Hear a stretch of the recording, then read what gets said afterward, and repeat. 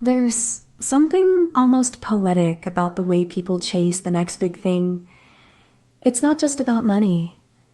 It's about hope, about the promise of a future that feels just out of reach. We all know the story of the dot-com bubble, how it burst with a crash that left thousands in ruins. But what we often forget is how many people believed at the time they were on the verge of something revolutionary. Speculation is a kind of faith. Faith in the next idea, the next trend, the next person who will make it all work. And yet, it's often built on sand, not stone. The stock market is a mirror, reflecting not just the economy, but the collective psychology of a society. And sometimes that mirror shows us more than we want to see. So, as we dive into this topic, let's not just look at the numbers. Let's look at the stories behind them, the hopes, the fears, the dreams that fuel the market's rhythm. Because understanding the stock market isn't just about charts and trends. It's about understanding the human condition. Our ability to believe, to doubt, and to keep chasing what we can't quite grasp. When we talk about stock market sentiment, we're not just talking about numbers. We're talking about the collective mood of investors, the whispers of greed and fear that ripple through markets like a storm on the horizon. Speculative bubbles are not just about inflated prices. They're about the belief that the price will keep rising, even when the fundamentals don't support it. It's a dance of hope and hubris. Sentiment can be measured, but it's never simple. It's shaped by news, by psychology, by the stories we tell ourselves about the future. And sometimes it's shaped by nothing at all.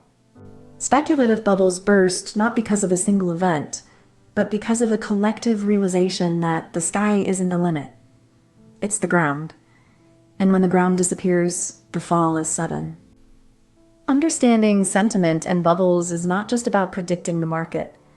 It's about understanding the human condition, our fears, our desires, and the stories we tell ourselves about wealth and power.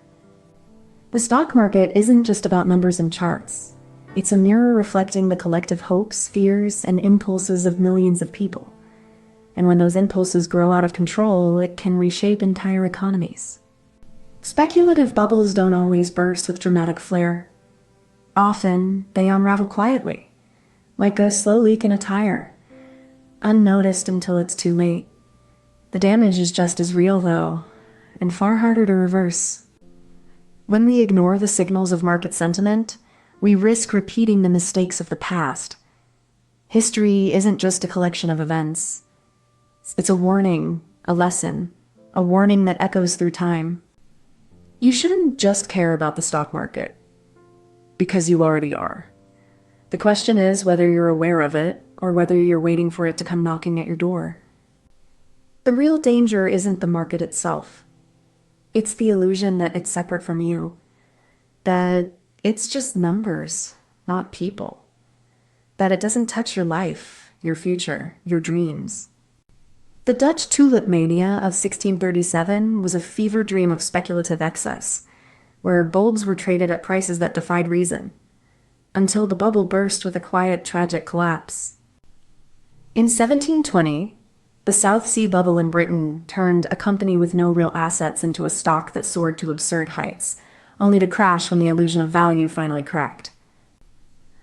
The 1920s saw the U.S. stock market inflate on the promise of industrial progress, only to implode in 1929, leaving millions in ruin and the nation reeling from a speculative fever that had run its course.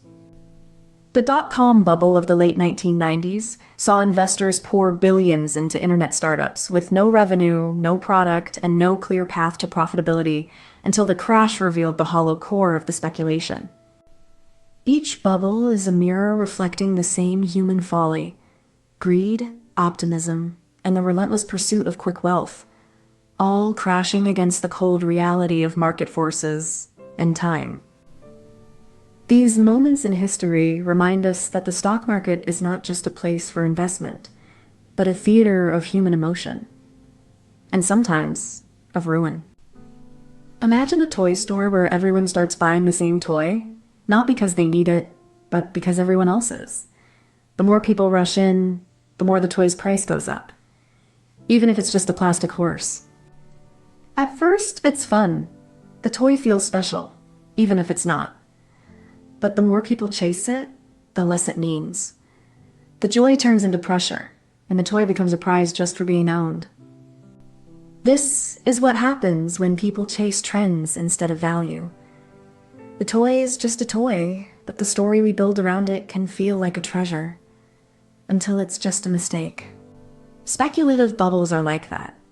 A shared belief that something is valuable, even when it's not. And when that belief fades, the fall can be sudden and painful. The real lesson isn't about the toy or the graph. It's about the story we tell ourselves. Sometimes the most expensive thing isn't the most valuable. This setup begins with a quiet, almost invisible shift in collective mood. People start looking beyond the fundamentals, chasing stories, rumors, and a sense of momentum that feels too good to be real. The shift isn't sudden. It builds slowly, like the first drops of rain before a storm. Investors begin to trade not with data, but with emotion, feeding off the energy of the crowd. This is the quietest form of speculation, the moment when the market isn't just reacting, but beginning to dream. The setup is complete when the illusion of value is no longer questioned. It's in this moment that the bubble is born, not as an explosion, but as a breath held too long, waiting for the next move, the next confirmation, the next signal that the ride is still on. The setup is not a warning, but a beginning. It is the moment when the market becomes a mirror of human emotion, and the line between reason and madness begins to blur. When the market shifts, it's not just prices that change. It's the mood, the collective breath of investors, caught in a current of hope and fear. The mechanism is simple. Optimism drives buying, and pessimism drives selling. But in the end, it's the psychology of the crowd that sets the rhythm of the market. Each trade is a signal, a whisper in the wind, carried through the market like a rumor, growing louder with each passing moment. This is not a machine. It's a living thing, a beast of human emotion, fed by data, driven by stories, and guided by the invisible hand of speculation. The mechanism is not just about prices. It's about belief, the kind that can lift a market to dizzying heights or bring it crashing down. The clever twist lies in the way sentiment is not just measured but manufactured. Market players don't just react to data. They shape it with narratives, algorithms, and the illusion of control. It's a feedback loop. Optimism begets more optimism, and pessimism begets more pessimism. The market doesn't just reflect sentiment, it amplifies it, distorting reality in the process. The twist is that the market doesn't just follow sentiment, it creates it. The same tools that allow us to analyze data are the same tools that manipulate perception and fuel irrationality. This is the invisible hand of speculation. It does not lead to enlightenment, but to delusion. And once the delusion takes hold, the market becomes its own reality. Beneath the noise, there is a science of behavior, of patterns that repeat across time and markets. We're not just reacting to data. We're reacting to the echoes of the past, shaped by fear and greed in ways we rarely name. Psychologists and economists have spent decades mapping these cycles, yet we still stumble through them, like sailors navigating by the same stars that guided our ancestors. We build models to predict, but models are only as good as the assumptions that shape them. And those assumptions are often rooted in the same fears and hopes that drive the markets themselves. There is beauty and terror in this science. It is the quiet hum of history, the invisible hand that guides us through the chaos of finance. Always listening, always learning. To understand the market is to understand the human condition, our capacity for both rationality and irrationality, for both clarity and confusion. Imagine a farmer who plants seeds in the spring, expecting a harvest in the fall. But instead of waiting for the crops to grow, he sells the seeds to a speculator who promises double the value overnight.